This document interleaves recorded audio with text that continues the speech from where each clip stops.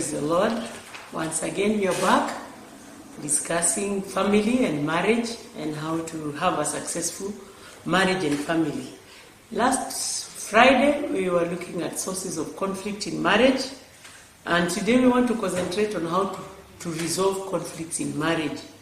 And just to mention, to remind ourselves, we say the major stress points or major sources of stress and conflict in marriage include financial issues, problems of communication, we said issues related to intimacy, issues related to personality differences, parenting.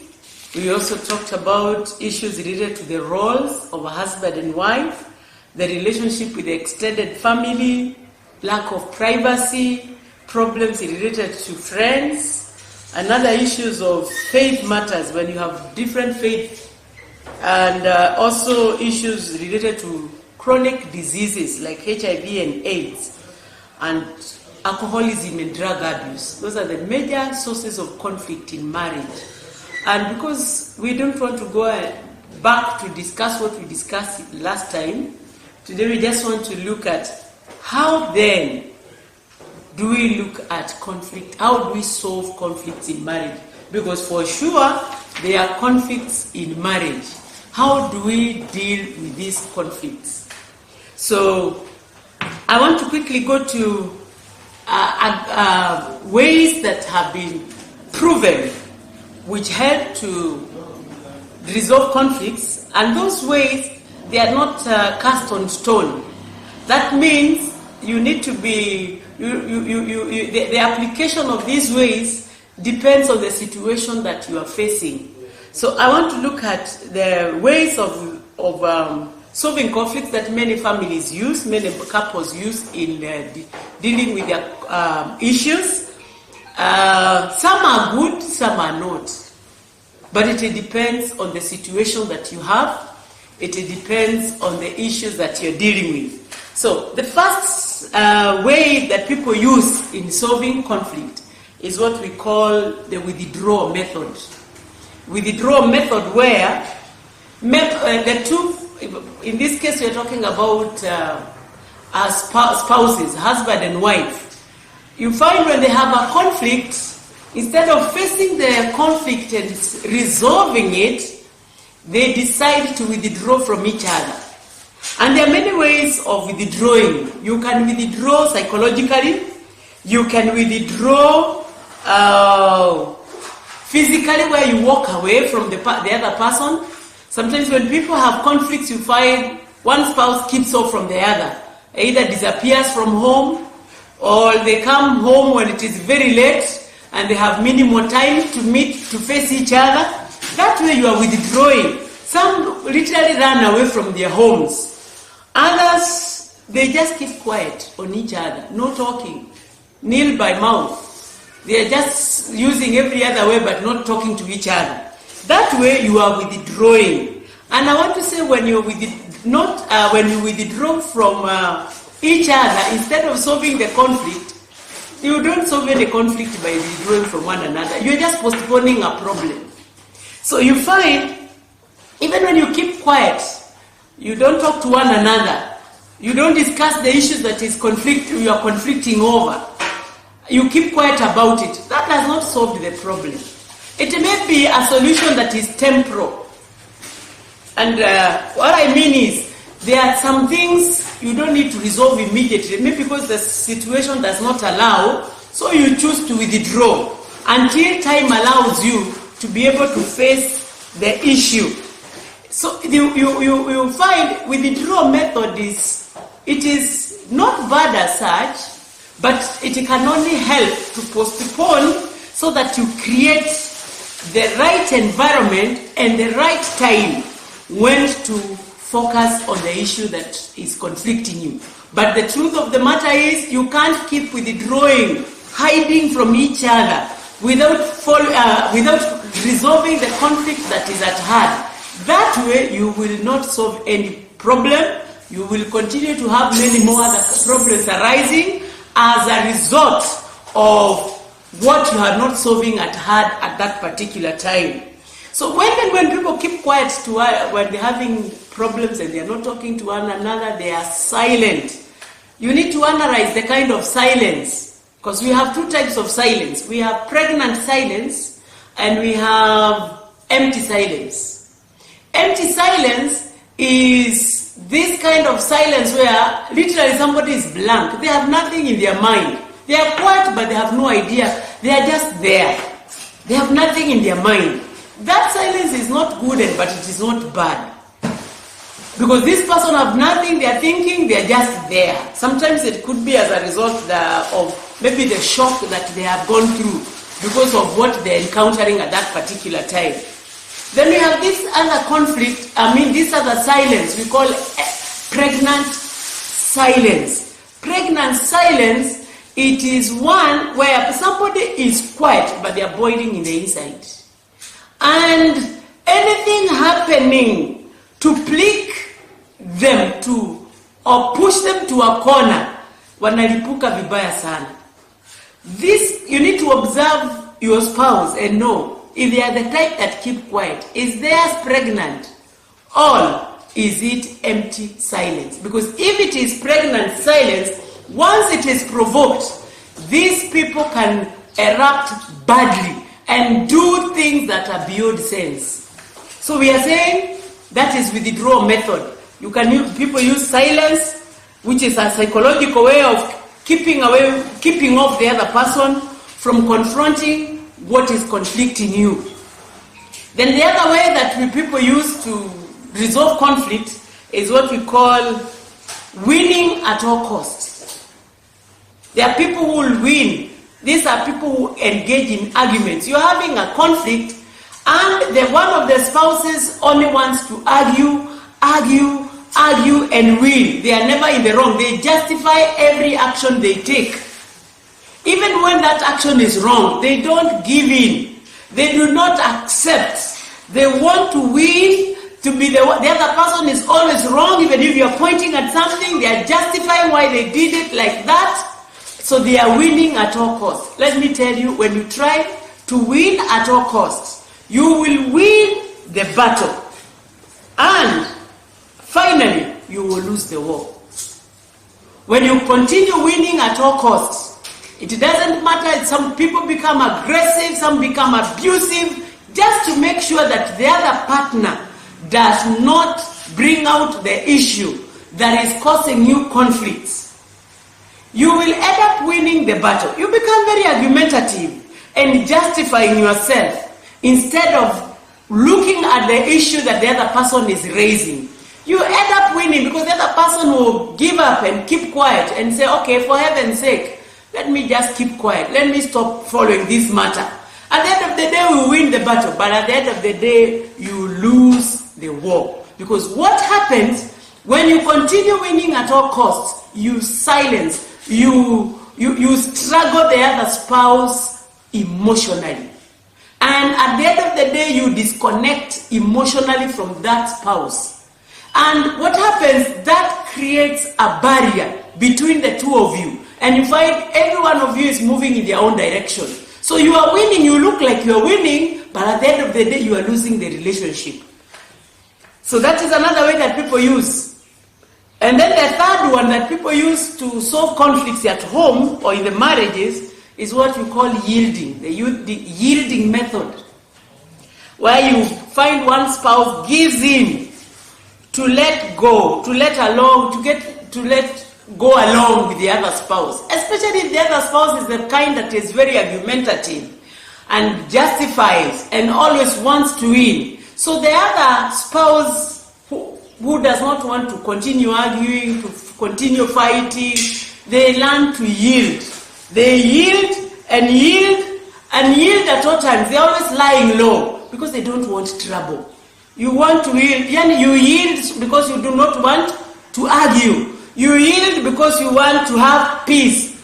It is good to yield, but not in all issues. I say yielding is good, but not in all issues. You yield only to, you do not yield to issues that are fundamental. There are issues in marriage that are fundamental, principles, When principles are broken, they have consequences. So if you are conflicting on issues that are fundamental in the relationship and you keep yielding, what happens? You are destroying that marriage. But you need to know, when is it time to yield? When is it time to stand on this? Because this thing is important. For example, you don't keep arguing on how to arrange a house. Somebody, there are some things people conflict, they argue, and if you look at the thing that we are arguing about, we call them non-issues. They are non-issues. You are fighting over non-issues in marriage, like how to arrange a house, which color to paint the house. Those are issues that they are not fundamental issues. In those kind of non-issues or non-fundamental issues, it is okay if you yield because it doesn't break a bone. But for fundamental issues, those ones you do not yield because it will destroy that relationship in the long run. Then we have the fourth method that people use. We call it the compromising method. And the compromising method is where you give little and get little. And one person moves a certain distance and the other one moves a certain distance so that you can meet at a particular point. This method, it's helpful and it helps many people. It's just like the yielding, not exactly like a yielding method, because in the yielding method you find it is one person who yields all through. But in this one, you find both of you, you lose your ground to some degree and come to a point of compromise. You come to a point where you are saying, okay, we can agree on this. I stop this and you stop this so that we can be able to agree and move on. For example, in the issue of friends, which we know that friends, as we had mentioned last time, they are a source of stress. You discuss why should you continue fighting over friends. If my friend, the friends that the wife has, the husband is not comfortable with those friends, or the friends of the husband, the wife is not comfortable with those friends, you can discuss and agree. I am not comfortable with your friend so and so. So you agree, I drop this, and you're also dropping, let's meet here. So that these persons, because those issues are not necessarily helping you in any way. Even if you do away with those issues that you're conflicting over, you will not lose anything. So you agree, over this, I'll drop this, and even some things when you're doing a budget, because we said finances are a major source of conflict. When you're doing a family budget, and one spouse is not comfortable with this, and then the other one is not comfortable, you say, for that, okay, let's agree. So that we can be able to meet our budgets and we can be able to meet our financial needs. I will drop this, I love buying a dress every month. But because of financial constraints, I will stop buying a dress every month. Maybe after 3 months or after 4 months. And then the other one says, okay, I love going out. But because of financial constraints, I will not be able to. You agree to drop. You agree to give away something so that you can meet at a certain point of consensus and be able to move on. You compromise over a few issues. And again, I say, you don't compromise over fundamental issues of marriage. You only compromise on issues that are not necessarily fundamental. They are not principles that hold that marriage together. Then the fifth way of solving conflicts is what we call the resolving method. The resolving method, it is the best method in resolving conflicts, whereby you create time to look at the issue that you are conflicting over. The issue that brings conflict, you create time for it, you discuss it open with an open mind, you give yourselves, you come with we don't come to the table with cards. They say you are playing your cards at the table. You come with your cards, all of them at table, and you take time. This method takes a lot of energy, it takes a lot of time, it takes a lot of give in and a lot of yielding where it is necessary, and openness of mind, whereby you are ready to get to the details of what is causing the conflict, what are the consequences of the conflict, of what you are doing, and finally, how do we go about it? This is the best method of resolving conflicts, whereby you take your time. And this is one thing that many people do not want to get engaged in. That's why we have a lot of unresolved conflicts in marriage. Because people don't want to sacrifice, they do not want to spend time, they do not want to confront issues, they do not want to face the reality. We like shortcuts, or we like what we call in Kiswahili kuhepa.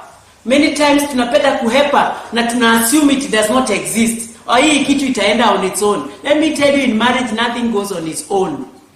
It never goes on its own, it must be discussed. A conflict is like a thorn that is in your flesh. If you do not deal with it, even if it looks like it is healing on the surface, it remains under the tissue, and it continues eating up the inside. One day, when you try to step, if the thorn had pricked on your leg, especially on your foot, whenever you try to step down, it still pains. Even if on the surface it looks like it has healed. You must be willing. Like when you're doing the resolving method, resolving method is like, okay, I agree, there's a thorn here, I will use a needle, or I will use a safety pin, and I'm going to dig deep within my tissues, feel the pain, but finally extract and push out the thorn that is inside my tissues. Otherwise, it will never be solved. So we are saying those 5 methods people use, but the best method is resolving method. Some of the guidelines when you're solving marital conflicts, these are guidelines that will help you. One of the things that you need to do, you must choose the best time and the best place to talk or fight. You do not fight anywhere. You do not start solving your conflicts in the open. We say, don't take your dirty linen to the public. You have issues with your spouse, you don't discuss them before your children. You don't discuss them before people. Get time that is appropriate for you, appropriate for your spouse, a place where you are just the two of you. So choose the best time and the best place to talk or fight. 2, deal with the problem at a time. Deal with the problem at a time. Stop being historical. Many times people never solve issues because when they say now we are resolving, somebody goes to history and removes what was packed in the shelves, the skeletons that are packed in the shelves. Instead of focusing on the issue at hand, they become historical. So I say, don't be historical and don't be hysterical, because some people come at table and instead of focusing on what the issue is, they become hysterical. They are yelling, they are screaming, they are crying. That will not help you, my brother and my sister, especially for us ladies. We love being hysterical. And we think when you become hysterical, by the way, that's a way of manipulating the other spouse to giving in, to yielding to a point of view. That is not right. So don't be hysterical. Be calm and cool. So in the process, learn to identify the real problem. Identify the real problem and deal with it. Then once you identify the real problem, then analyze. Allow each of you to give alternatives. How do we solve this problem? And then give yourself a time frame to implement the solutions that you come up with. Then after some time, create time to evaluate. By the way, this is the method of resolving conflicts. But at the end of the day, when you are able to do this, it creates time, it helps you to improve on your communication. It helps you to again be able to interact and help you to bond. And in fact, if you remember, I talked about intimacy as one of the pillars, strong pillars in marriage. It helps you to build your emotional intimacy. So, you must create time to do a follow-up and evaluate what are the things that you had said you are going to do. So, we are saying that we are stealing the guidelines. We have said choose the right time, the place, and where to talk or fight. Then deal with the real problem. Then we have said give solutions. Allow each of you to give solutions. No monologuing. Just one person talking and giving solutions. Both of you must be ready to say what is in their minds and what the possible solutions are. And then implement the solutions or implement the decisions that you make, and then finally be able to do an evaluation after some time to see when you implemented the solutions, what were the results, what were the effects, what was the impact. Then, as another thing you need to think about, or another thing you have to have in mind when you are resolving a problem, you must learn to use a gentle tone of voice. The kind of voice you use, not shouting. You don't shout at each other. We only say there are things to remember when you are resolving a conflict. One of the things is you must remember no name calling, no wild threats. We say no name. Don't call somebody where mujinga. This fool does not. You are already calling somebody names, and you think this person is going to be there and be comfortable listening to you. So no name calling, just call them by the names that you have. If she's called Jane, call her Jane. If he's called Paul, call him Paul. If it's my wife, say my wife. So no name calling, no wild threats, such as, if you don't do this for me, I'm going to commit suicide. The way we manipulate people by some stupid threats. We want to whip the emotions. Or you start crying. No wild threats. No withholding sex. This is very common in marriage, where you find if you are not agreeing, the one spouse withholds, especially women. They are the ones who have to withhold sex from their husbands. Or you run away. If you are not going to do this for me, Miss Kai hapa kwako, they run away. Or you are threatening somebody with divorce. No wild threat. If you are out to resolve a conflict, stop those threats. If the conflict relates to the in-laws, your mother-in-law, your father-in-law, and your sisters-in-law, any of the in-laws, let me see, when you are resolving conflicts related to your in-laws, no remarks about your in-laws. Don't call your in-laws your foolish mother, or your greedy brother, your dirty sister. Those are dirty remarks. You are making remarks, you are already labeling the in-laws. How do you call my mother stupid, and then you expect me to be comfortable here? Definitely my emotions come up, and we are not going to focus on the issue. So no remarks about in-laws when you are discussing matters related to in-laws. No putting down. Do not put down somebody. Don't discuss about their appearances. You are so tall and you are not able to bend. Or the way your skin is so dark, the way you are so black, your hair is shaggy. That is putting down somebody on their appearances or their intelligence. When you are doing that thing, what were you thinking? That is challenging somebody's intelligence. When you start asking them, what were you thinking when you are giving out that thing or when you are saying that thing? That is challenging their intelligence. So I'm saying no putting down people or that person, no yelling, no interruptions, no sarcasm. If you want to resolve a problem, no sarcasm. No demand for mind reading. Don't come there and just sit and then I expect him to know, or I expect her to know what I am feeling. No demand for mind reading. No silent treatment. And no violence, and no fault finding. And then I say no generalizations. Stop saying what wako kwenu. Those people, you are people. If you are dealing with me, stop looking at me from the background of my tribe. Your people are like this. All the people from your church. That's a generalization. Or men. The way you hear women saying men are dogs. That's not true. That's a terrible generalization. Men are not dogs. Or women are greedy. Women are money, they love money. Not all women love money. So that's a generalization.